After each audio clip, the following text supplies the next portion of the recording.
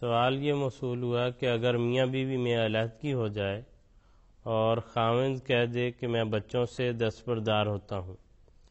اور کبھی ان کو واپس لینے کا مطالبہ نہ کروں گا، تو کیا اس صورت میں وہ یعنی خاوند بچوں کے نان نفقہ سے بھی آزاد ہو جائے گا؟ بات یہ ہے کہ بچوں کو لینا یا نہ لینا اس کا بچوں کے اخراجات کے ساتھ کوئی تعلق نہیں، اس کا تو اس کے باپ ہونے کے ساتھ تعلق ہے، سوائے اس کے کہ بچے جب سن شعور کو پہنچیں اور وہ باپ سے ملنا نہ چاہیں،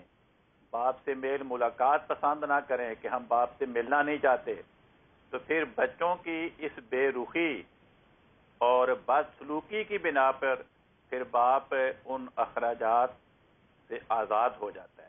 لیکن اگر بچوں کی بدسلوکی اور بے رخی کے باوجود بھی باپ ان بچوں کے اخراجات ادا کرے تو یہ باپ کی طرف سے ایک نیکی اور احسان ہے، ورنہ اگر اولاد سن شعور کو پہنچنے کے بعد باپ کے ساتھ میل ملاقات نہیں کرتی، میل ملاقات پسند نہیں کرتی یا باپ کے ساتھ بدخلقی بدسلوکی کے ساتھ پیش آتی ہے تو پھر باپ پابند نہیں رہتا ان کے اخراجات کی ادائیگی کا۔ جی ٹھیک ہے، جزاکم اللہ خیر۔ یہ